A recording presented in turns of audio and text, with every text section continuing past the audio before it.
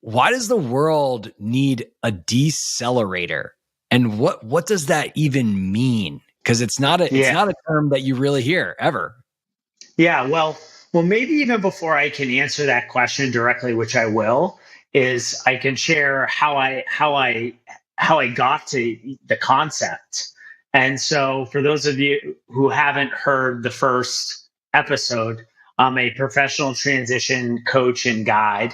I work with high performers navigating transitions, both work and life, though predominantly work.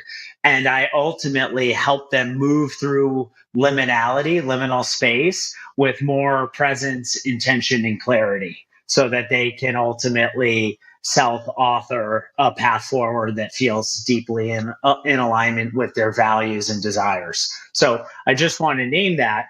And maybe like 2 months ago, it was a Saturday morning.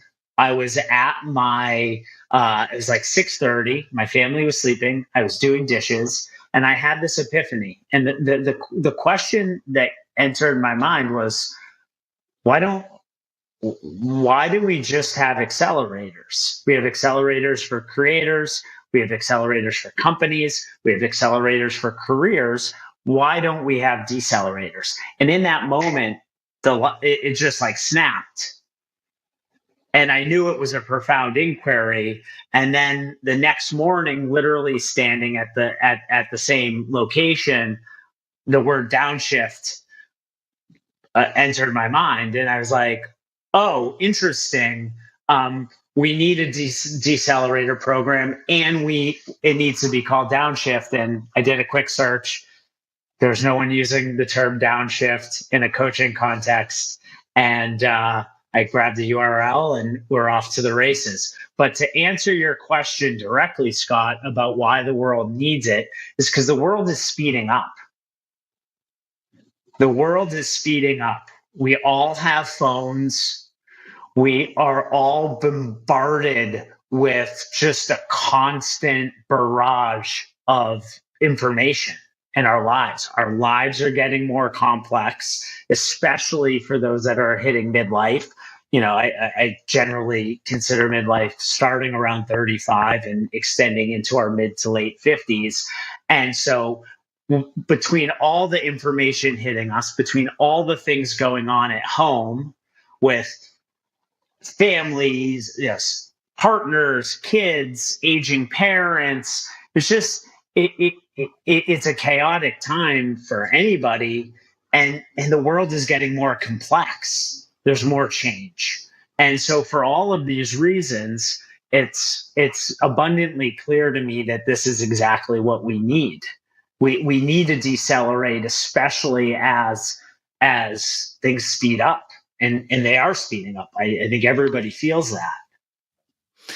Yeah, and I can't help but reflect on just kind of the paradox of this creation, because a lot of people, I think there's a unified desire to find their purpose, like to find their highest potential, right? Everybody kind of wants that.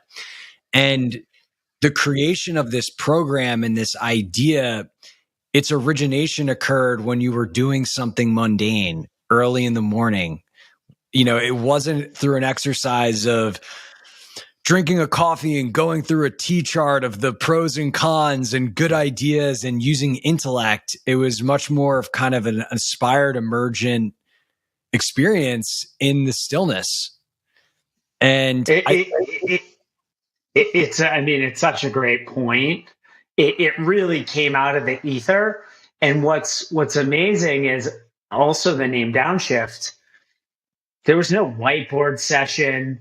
There was no testing names with friends. I didn't even ask anybody about the name. Like, actually, that's not true. I brought it up to my wife, and she's like, "Oh, that's great. Go with it." But it was just this like deep inner knowing in that moment that this was what I was going to go and do. That there didn't have to be any analysis. That's right.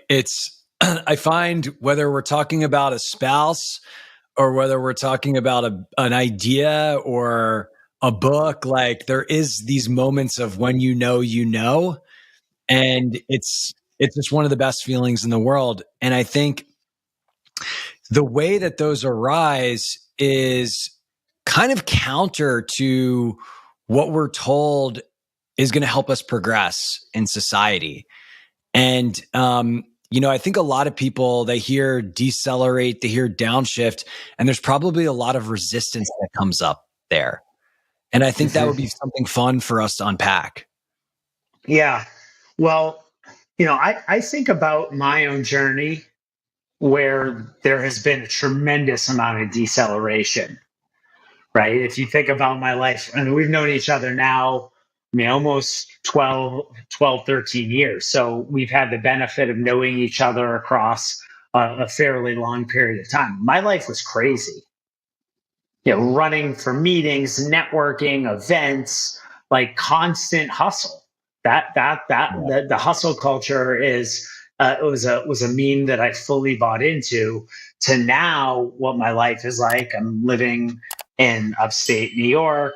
I have a family, and what I have discovered through downshifting my life. And by the way, I'm not prescribing to anybody in the program that they have to fully downshift their life in the way that I have, but I'm actually finding myself, I'm way more productive than I've ever been in my entire life.